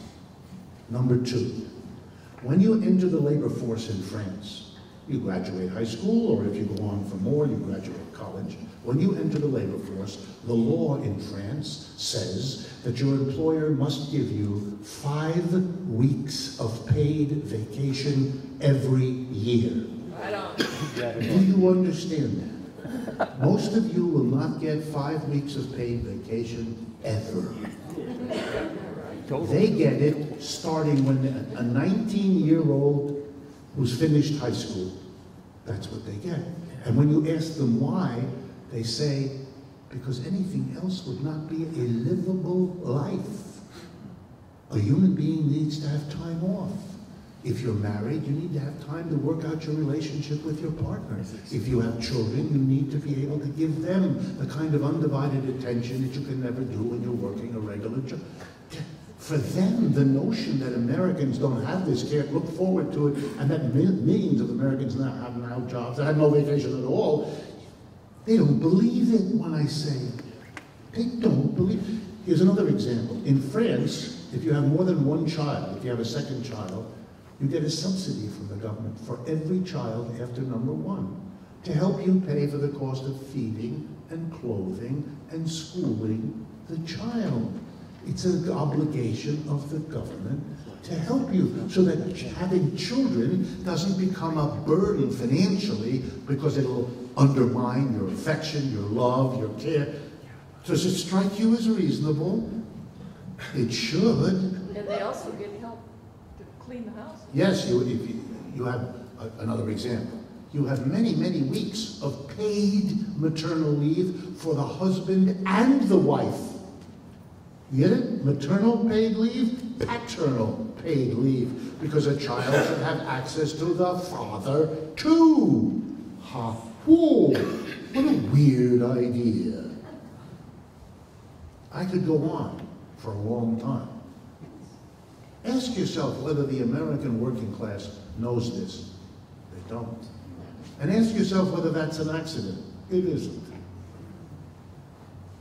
Now the French political scene. Why do the French have this? Because they have a powerful left that was never crushed after World War II. The effort was made, it didn't work. So for example, they have 2 left-wing parties now. They have the French Socialist Party, and they have an anti-capitalist further left party. The French socialist, just for those of you who may not know, is now the government. The president of France is a socialist party leader. And the National Assembly, which is the most powerful of the two houses, is dominated by the Socialist Party. So the socialists are running a candidate, a left-wing candidate. The anti-capitalist, Mélenchon, is a further left party. The two together, they don't run together, they're two separate parties. But if you put together the polls that the two get, they get more than Marine Le Pen, who's the candidate of the far right. If you read American newspapers, you wouldn't get that. If you read the polls, you see it right away. That's why they have these things, because the unions and the communists and the socialists and et cetera, have fought for these things, and they make it too difficult to undo them. Even right-wing politicians dare not touch this. No candidate is saying, we shouldn't have 5 weeks paid vacation, we should only have 4. And you know why they don't? Because they would lose all their votes. It's over. So they don't dare. They don't take away any of this. 4 years ago, I was in France. I go to visit my family. I'm in France. It's in May. The French in May have to go into the streets and demonstrate about something. It's just part of who they are. So if you want to be in a demonstration in France, go in May, they're a big one, or 6. So it was May, and there was a demonstration. Why? Because the government, it was not yet the socialists, the government had proposed to cut back the free daycare that is provided to French citizens in Paris. And it turns out that many of the daycares are located in the basements of Catholic churches. And the government pays a rental to the church for having the daycare center there. I mean, you have that in the United States too. So anyway, the conservatives made a bill to slash these subsidies for these daycare centers. So the French immediately said, into the streets, this is no good, and the Communist Party led it. So we come out of our hotel, and there's a demonstration, and my wife and I have the general view that there's a demonstration, we go. Okay? Afterwards we ask, what was it about?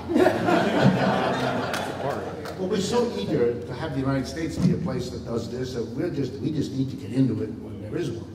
So we go out, we go in, and we start talking about, before we get very far, we notice something. Leading the demonstration is, the city of France is divided into districts, and the names of these districts is called arrondissement.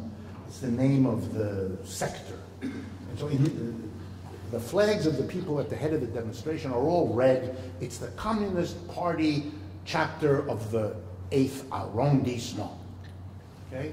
Well, that makes a certain sense. Communists will go out there. Right behind them, the Church of Saint Xavier. 10 nuns carrying Church of Saint Xavier. But the only thing that was odd was the nuns were arm in arm with the communists. That's France. They all know each other. That church is right next to the communists. They have lunch every day. And the government, taking a look at the fact, if you're opposed in France by the communists and the church, you're done. It's over. And the government withdrew the bill. I can see from your faces. Let me give you a lesson in European politics. Every Italian family,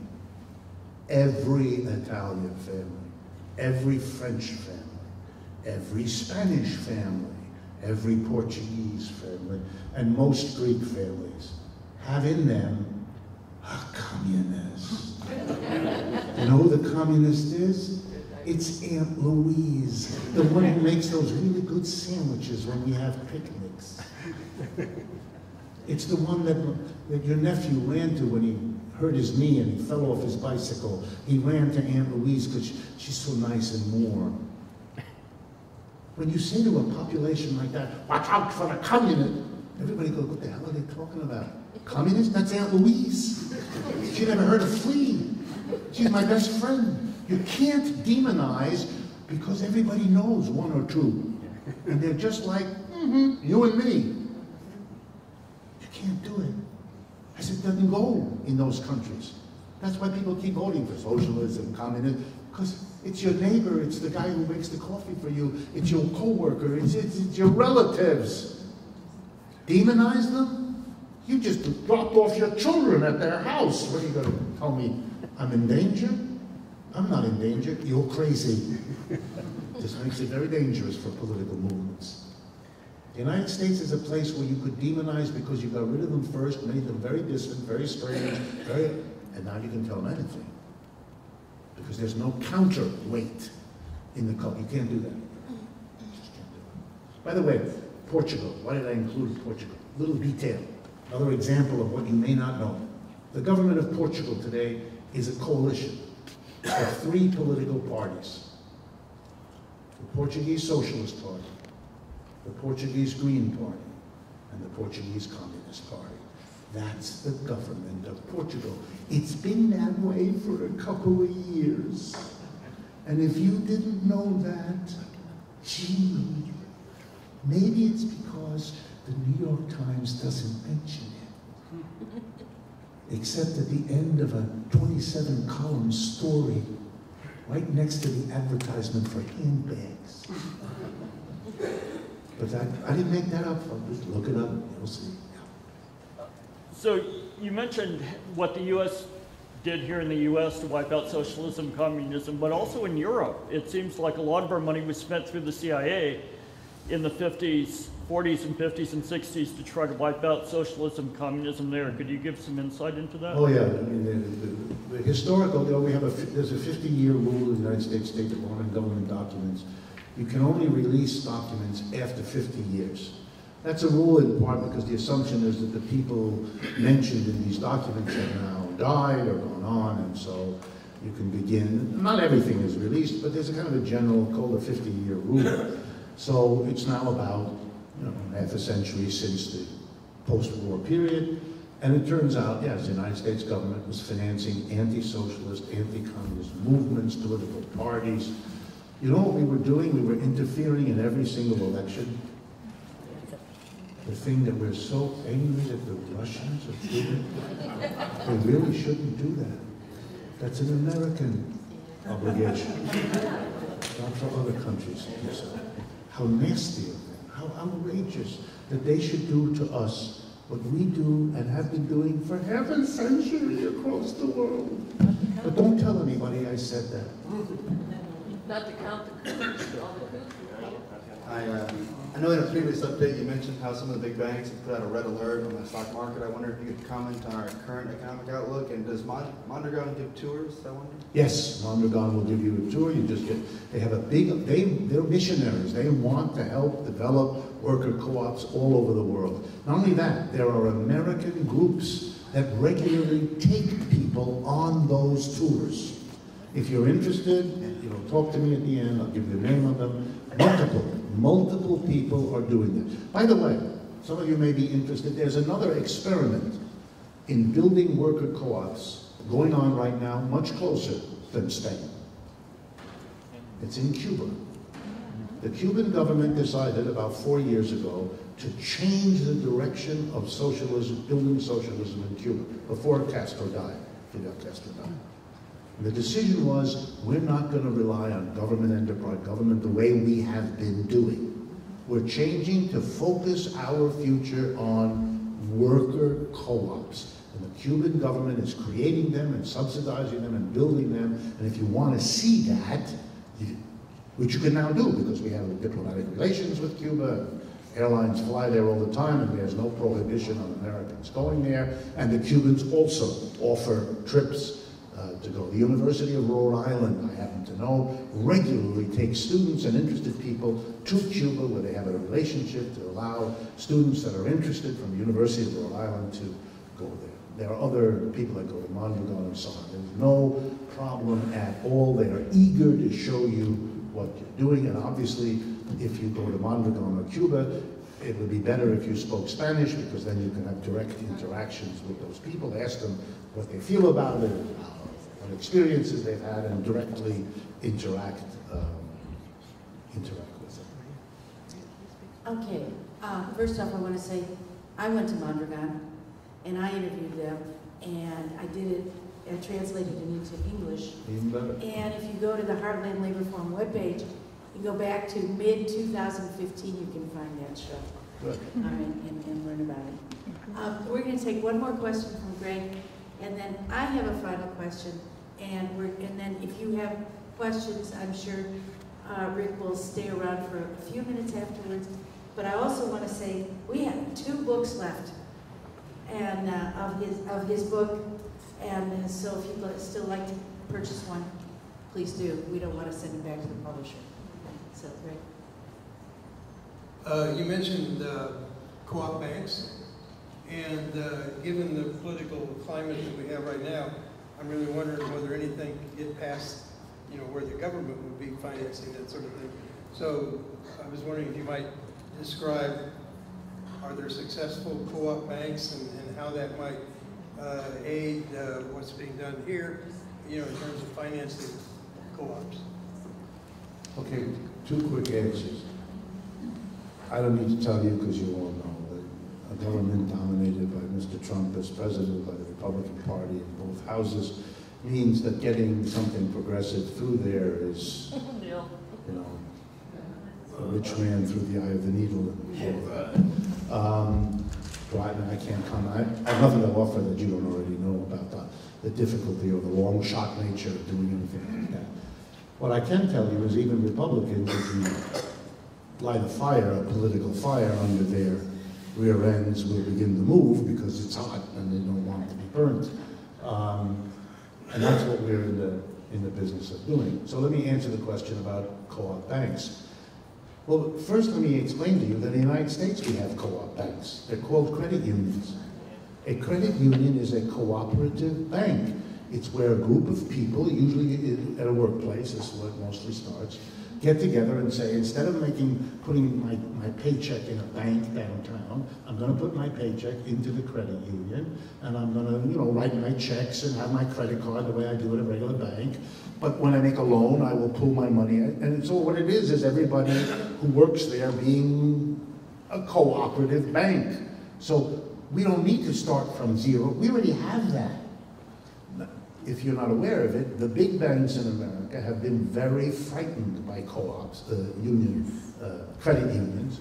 So they have passed lots of legislation that limit what credit unions can do. That's why they aren't much bigger than they already are. And there are about 100 million Americans, roughly a third of Americans, that have something to do with a credit union. So it's already very big. But they are not allowed to make certain kinds of loans. They are not allowed to do, because the big banks don't want the competition from them. That could be changed by political effort, and that would allow them to offer many more services, which would make them even more competitive to the private bank that most of us are now relying on, number one. Number two, many European countries have had cooperative banks for decades. Most savings banks in Germany are co-op banks, because the Germans, this will come as a shock, they don't want and they don't allow private banking in savings.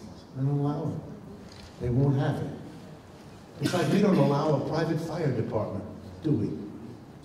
You want fire protection? You call the fire department. What fire department? The government fire department. You can choose not to call them, but then you're going to have trouble with your house. So you call them. We live with it. We don't have private police, although we have a little of that. We don't have much of that. Most of us don't allow private parks to replace our public parks, and we limit the private beaches so we have access to the beach, and on and on. And they've just made banking part of it. It's too important for the economy, it has too many social effects to leave it in the hands of institutions whose first priority is private profit. Really ask yourself, this is an economics question. Does it make sense for something that the whole society needs and relies on, like the money supply, being able to earn money and spend money and store money, all the ways we use money. Does it make sense, when we all depend on it, to put the control of it into the hands of an institution whose first priority is to make a profit for itself? It's not rational to do that. It's good for the private banks. Oh! The Fed? Is that what you're talking about? No, I'm talking about private banks. Okay, private. Private banks, for those of you who don't know, and you should, because this is called modern monetary theory, and its home is UMKC. So we're at a place which explains to the profession that money is created by private banks, because when you go to get a loan from a private bank, they create a checking account for you. Bingo. Can they do that whenever they want? Are they limited in that? Not really. They just do that. Okay, that's very interesting.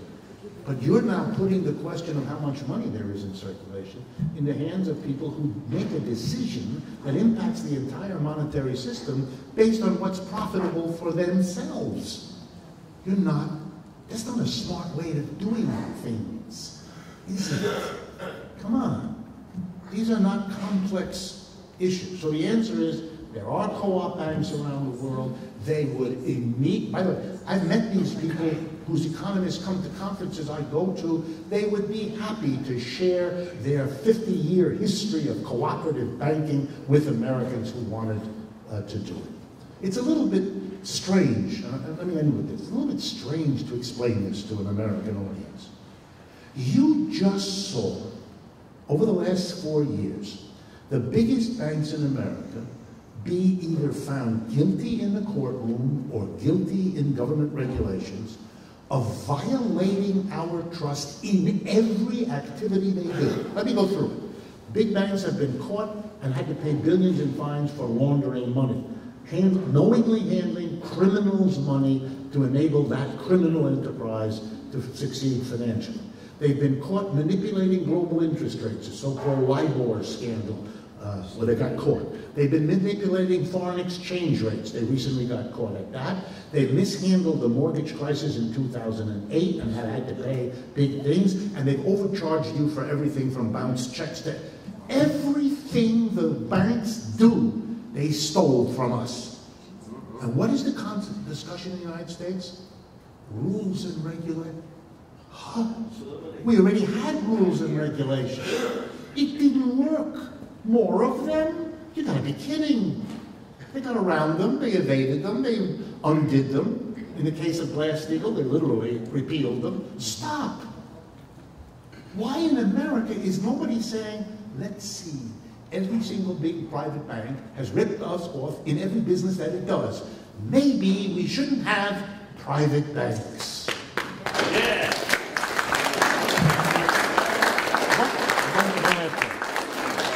And for those of you who don't know, we have a model for how to not have private banks. Because 1 out of the 50 states in the United States doesn't allow private banks to function for the state. It's a state that takes all of the money, all the taxes paid by the people in that state in the 50s, all the hunting licenses purchased, all the car licenses purchased, all the permits to put a dog run in your town, all that money is given to this state, which deposits it in the public bank owned and operated by the state, thereby saving millions every year that they would have otherwise paid to First National Bank or Citibank or Wells Fargo or any other big ones. This state in the United States has done that, run its own public bank for the last 100 years. North Dakota. That's right. The Bank of a really typical progressive American state. North Dakota. The farmers and folks in North Dakota have not let any governor, Republican or Democrat, touch it. They have repulsed every effort by the big banks to get rid of that. The people of North Dakota love the bank that serves them. And when the end of the year comes and the bank shows its profits from taking in deposits and making loans, the Bank of North Dakota takes the profits and gives it to the state of North Dakota, which owns it. And therefore the state of North Dakota charges less taxes to its people because it doesn't have to raise as much money in taxes because it saves all of that and takes the profits of its bank as part of the revenue for the state government. Does it sound reasonable to you? Yes. Yes. That's why you don't know about it. He's on Kansas. If the North Dakotans can get away with it, what's wrong with Missouri? Or Kansas? Okay, one last question. I want to thank you all for coming, first off, and keep listening. Keep giving us your ideas for KKFI. We want feedback from the community, and keep supporting KKFI. Okay, I don't want to get charged with bait and switch. And we titled this talk, because you said you'd do it, the Trump economic plan. So do you want to give us just, I know it's early in the administration. I know that the media persists in calling him a populist. So what the hell is he as far as his economic plan? Or does he even have one? Yeah, sure, he does. Good. I'll try to be as brief as I can. As you know, Mr. Trump upended the Republican Party by defeating all the traditional candidates that they had put up, many of them perennial candidates, and came out of, I was about to say left field, but I'll say right field, to become the Republican nominee, and then basically did the same thing to the Democratic Party establishment, pushed them aside, and so here he is. What that means is he comes into office with two enormous deficits. He doesn't have the support of the Republican Party, not really, they don't like him, and he doesn't have the support of the Democratic Party, they hate him too. Okay, this is difficult for a person to become the president with so little support. He got a lot of votes, but it's not clear how strong that support is. So his economic plan, such as it is actually disguised as the more important priority for Mr. Trump. He's got to find and build support, and he's got to do it in a hurry, because he risks being isolated as the kind of weirdo it's kind of easy to portray him as, and with his enemies in the Republican Party and his enemies in the Democratic Party, and a population that, remember, he was elected with roughly 17–18% of the total eligible voters in America who voted for him. That's all it took to win in the general election. So his first priority can't be this or that. He's got to build support, or else he's dead. So but it has economic implications. Step number one, he's got to make sure that the people who could bounce him out of office, and I know this is difficult for Americans who don't think like this, but in every other country you do, and we have to catch up. So the first thing he has to do is make sure that the people who could bounce him out of office in 10 minutes won't do it. That's why he gives $50 billion to the military. That solves that problem. The military didn't even ask for it. Here's you have nothing to worry about. I'm giving you more money than Jesus has. Here we go. Boom. No question. Do whatever the hell you want with it. Here it is. To fight against ISIS. Oh yeah, sure. Fine. I'll say anything you said. Who cares? I'm your friend. Don't mess with me. Problem solved. Number two, curry favor with the Republican Party and the Republican Party base. The wealthy people who are the overwhelmingly dominant supporters, financially, of the Republican Party. How do you do that? There are two ways to do that. Number one, get rid of Obamacare. Why? Because it's a tax on the rich that paid for it. By getting rid of Obamacare, you drop the tax on the rich, and that's what it's about. And he can deliver to that important base an enormous prize, because it's big money that they had to come up with. I mean, these are very rich people, so for them it isn't a lot, but it's a lot of money compared to what they had thought they would have to pay. And since they were all covered with health insurance, they don't basically want to pay for a lot of people's health insurance. Very American, very nice. So what do? You get rid of Obamacare. Number three, you cut the corporate income tax from 35%, his proposal, 15%. That's a hefty cut. Maybe 20 will be a compromise. That's saying to the entire business community, I'm your friend. I'm going to cut your taxes like there's no tomorrow. Number four, I am going to, ready? I'm going to really have an infrastructure. I'm going to build roads and bridges and harbors and all of that stuff, and that's going to be fat contracts for many of you. So the business community loves him.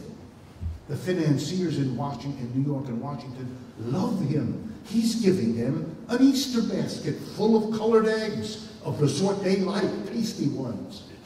Tax reduction, regulation reduction, infrastructure building, get rid of Obamacare. It's a wonderful thing. So there, he got that. He's got that. Now we get to the hard part. He's going to bring back jobs and good incomes to the mass of American people. And here what we get is we get nothing. We get theater. We get an afternoon tweet every day that provokes us into hysterical yellings and screamings about something that we can all get excited about, and have 4 days of endless, boring news programs to watch on television with details that become foggy in our brain, because in the end, we kind of somewhere know this is all theater. Let me give you just 2 or 3 little examples. One, I'm going to put a tariff on those goods from China and Mexico, and so they'll be very expensive, you see, and then Americans won't want to buy them because they're so expensive, because I put a big tax on them, and so they'll be produced here in America because it'll be cheaper to make them here than to pay high tariff taxes on bringing them in, and that'll make jobs in America. Sounds plausible. If you hand this in to an economics professor, you get a large F. Let me explain to you why. One, if you did this, if you put these tariffs on China, I'm going to start, but I'm going to scare you now, but you asked. You are attacking China. You are declaring war on China. Why? Over the last 30 years, 400 million people have been moved off the countryside of China in its rural areas to the coastal areas from Beijing in the north to Hong Kong in the south. They are all working in factories that produce exports for North America and Western Europe. They can't go back. There's no place for them. There's no work in the rural areas they can get. They have to stay working. And if you put a tariff, you're closing them off. And that is an attack on the Chinese society. There's no work for them, they die. They will turn against their Communist Party government, and you will have a catastrophe in a country with nuclear weapons. You really want to do that? Really? Not going to happen. And Mr. Trump will have to twist and tweet himself into oblivion. Can't be done. Second example, you want to do that to Mexico. Mexico is already a society that's half in the bag. There are large parts of Mexico that the Mexican government does not control. I assume you know that. Mexico has lived for the last 20 years off of 2 crucial things. The ability to take Mexicans who cannot work in that country because there's no work and send them to North America where there is. And when they get to North America, these Mexican immigrants take a huge portion of what they earn and they send it back to their families. This solves Mexico's problem. It gets rid of people it can't employ and has an enormously important export money coming in that can't get any other way. Right now, you are threatening with your immigration policy and your tariffs to kill him. That puts on your southern border a collapsed society. We're not going to be reading about the disasters of Iraq and Afghanistan that are 10,000 miles away. We're going to be reading about them in some place you can go in a few hours in your car. Think about it. That's not a viable option. You can't do that. Well, I'm not done. What will Americans do if there are tariffs? You can't buy the stuff unless you pay very much higher prices because you got to pay a tariff, and Mr. Trump does that. It means your shirt, your socks, your sandals, your toaster, it's all going to jump up. Huge price. You know what that does to your standard of living with your wages? You know what that's going to do to the American people? It's going to make them very angry. And you know what they're going to do? They're going to go to their employer and say, you've got to give me more wages. I'm eating cat food here, and I don't like cat food. And I'm going to make your life unpleasant. The employers of America want to have a mass uprising of the working class to get the money to simply keep their standard of living, to match the prices that are going up because the government raised the tariffs. You know what corporations are going to do when that begins to kick in? They're going to turn on Mr. Trump and they're going to say things about him that are more vulgar than what he says about other people. He can't do these things. He can't do them. And that's why it's theater. And that's why it's tweets, and that's why it's noise, because what he's delivering and offering to the working class is blah blah. He can't do it. He can't do it. General Motors won't go for it either. Nobody's going to go for it.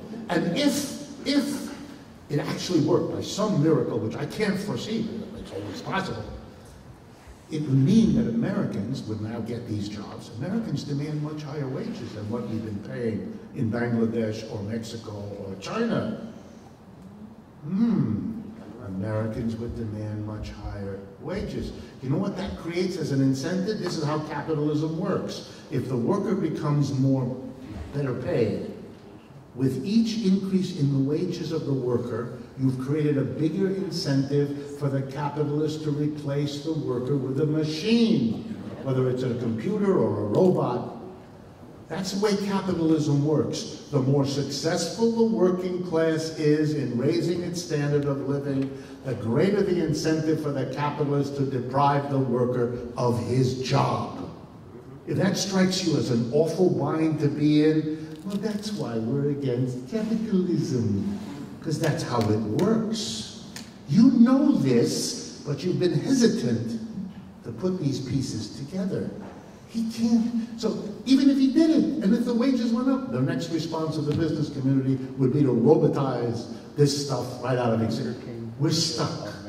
We live in a system in which capitalists have learned to use moving the job abroad, bringing the cheap labor here, and robotizing everything. And whenever you block off one, they'll do the other, because that's what the nature of profit-driven business is.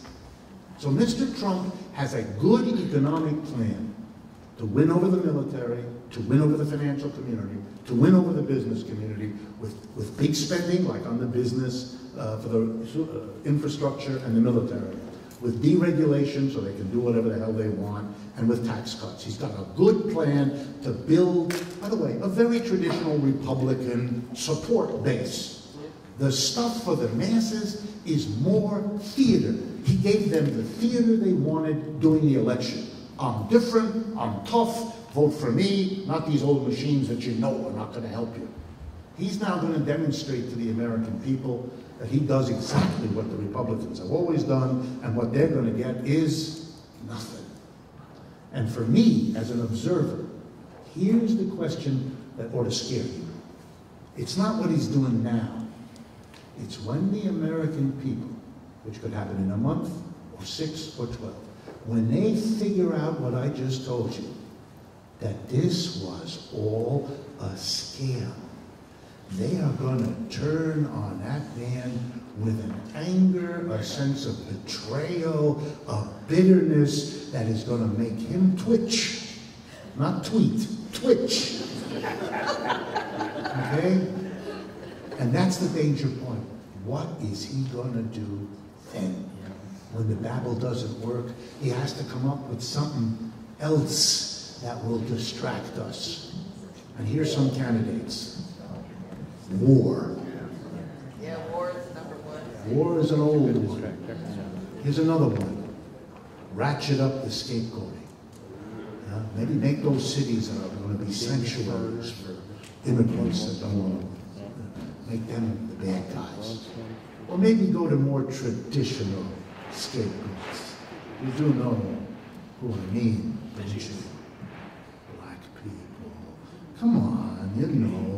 The people who've been treated this way repeatedly in American history when things got tough. That will be the temptation. I'm not saying it's going to happen, but the temptation, the man is working himself into a corner politically and economically. He has no way to do what he promised. And what is he going to do when that becomes clear? That, as far as I can tell, that's the $64 billion question about this government as it is working its way to a dead end that is scary to contemplate. Thank you very much, all of you, for your time.